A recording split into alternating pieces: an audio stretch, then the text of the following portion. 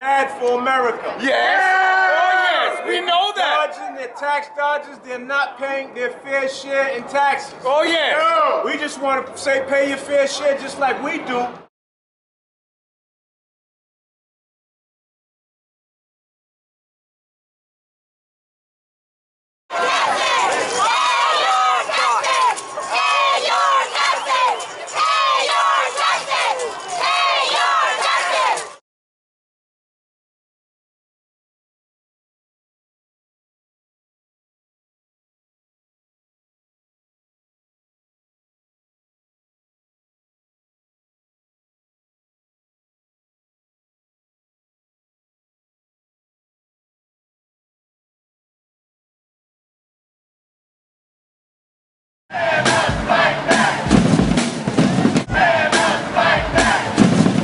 This march is about one struggle.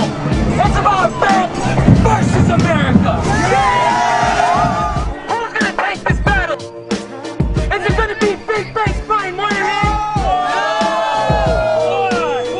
Or is it gonna be Ms. 99%? Alright, fighters, I want you to keep it clean. Nothing dirty, that's you, big banks. Take it easy. Let's get it on. The bully is done! The souls forever, you have closed on!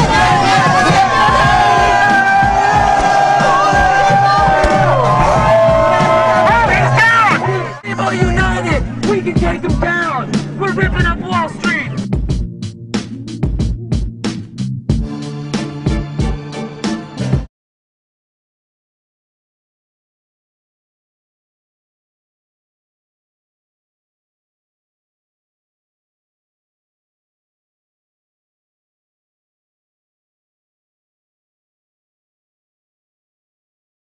In Boston today, another reminder that the foreclosure crisis is still hitting neighborhoods hard.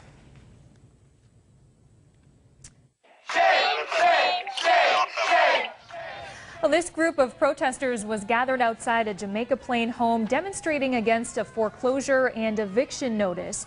Police arrested 6 people, including State Rep Elizabeth Ann Malia of JP. The arrest came after a 3.5-hour-long standoff with police.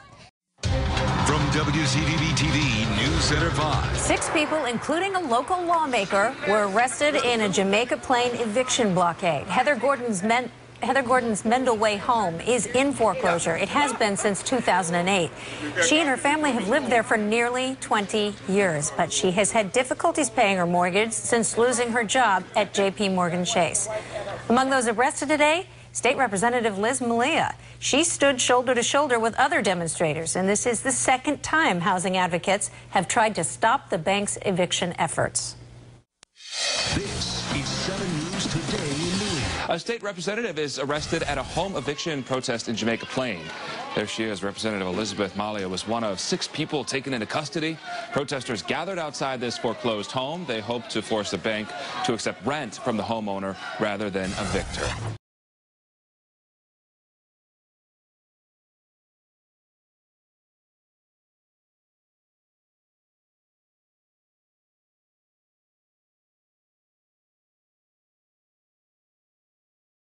It's time to wake up and get with the movement. Hear the message in the music now. We can fight back, or we can lay down, or beat back the bank attack and stay proud. They got bailed out, we getting sold out. Some living underwater in their own house. They hear the word foreclosure, they get scared and think it's all over. But nah, the fight just begun. It ain't gonna be easy, but it must be won. Cause Bank of America's bad for America. Congress held hostage, they kidnapped the treasurer. This ain't the dream in the land of America, but we could change that if we stand up together. Demand something better than the status quo. We elect, they neglect, then they have to go. We gon' beat back the bank attack. We gon' beat back that bank attack. We gon' beat back the bank attack. We gon' beat back that bank attack. Set up with the people, yeah, yeah, and down with the bank. Those dirty banks. Set up with the people, yeah, yeah, and down with the bank. Those greedy banks, yeah, yeah, those dirty banks.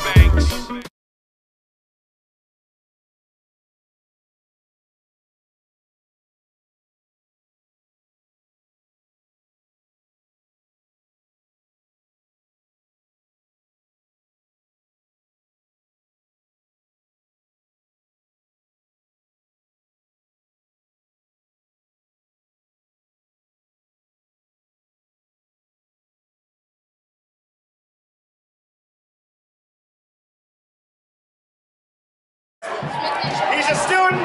He's a student at Smith Leadership Academy. At Smith Leadership Academy. He's got a few words to share with us. And he got a few words to share with us. Nice and loud. My school is here. My school is here.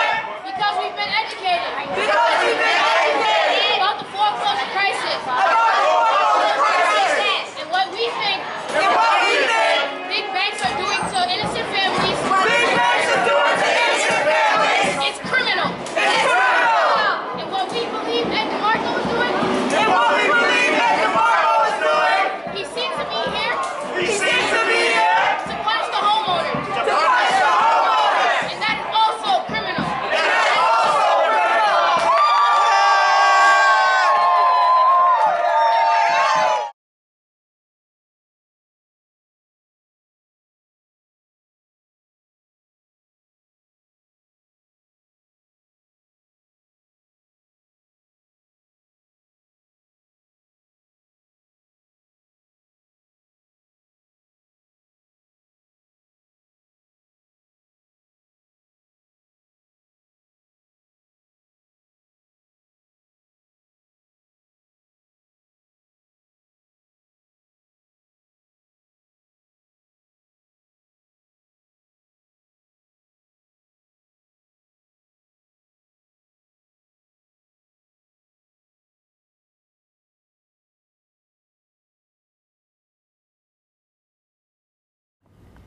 I was honored when IPS asked me to present the Letelier Moffett Human Rights Award to another group of freedom fighters, CityLife VidaUrbana.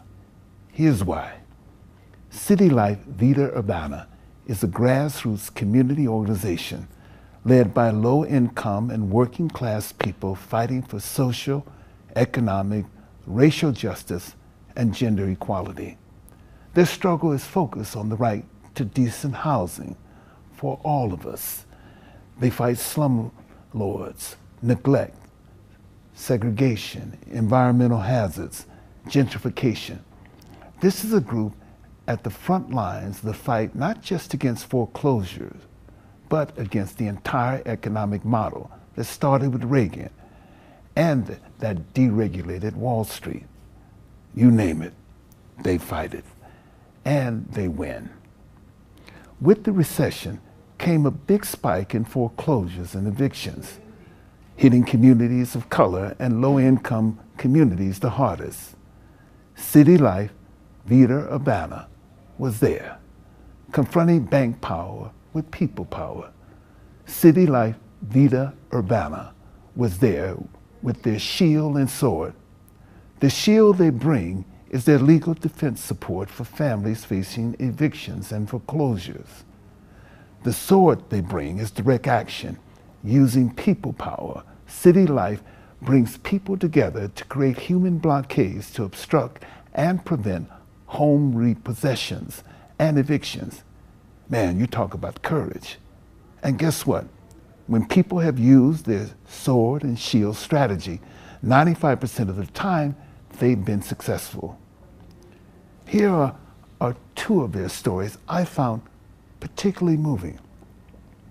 Tenants Reggie Fuller and Luanda Hall were faithfully paying rent on their apartment when they heard rumors their landlord was in foreclosure. Now, after 2 years living in limbo as the only remaining tenants in the building, they become leaders in the movement to support others facing displacement after foreclosure. When Marshall Cooper couldn't qualify for a traditional mortgage, the bank referred him to an alternative lender who offered him a loan with twice the interest rate. As the expense of caring for his aging parents made it harder and harder to meet his increasing mortgage payments, he fell behind. After 2 bankruptcies and a failed modification, the house went into foreclosure. Now Marshall, 75, is fighting eviction by the bank and doing everything he can to hold on to his home. Now CityLife VidaUrbana is taking their successful strategy beyond Boston to help keep more and more families in their homes. They provide community education, organize visuals, marches, meetings, empower affected people to become the very leaders of this growing movement. And they expose the banks, the very financial systems which use predatory lending practices, high interest rates, unethical evictions, and foreclosure practices to increase profits, even as families are stripped of homes that under fair terms they could afford to keep. They partner with alternative nonprofit financial institutions such as Boston Community Capital to ensure real and affordable valuations of homes so people can stay in them. They use the court system to slow down the eviction process till the financial situation can be made manageable. These folks work hard to keep roofs over people's heads. As A. Philip Randolph said, freedom is never given, it is won. And CityLife VidaUrbana is fighting and winning for their courage in doing what so many said cannot be done, for standing up to corrupt institutions and speaking truth to power. It is my distinct pleasure to welcome to the stage CityLife VidaUrbana's Executive Director, Cardina Hill, and Organizing Coordinator, Steve Meacham, who will be accepting the Institute for Policy Studies 2012 Letelier Moffitt Human Rights Award on behalf of their organization and members.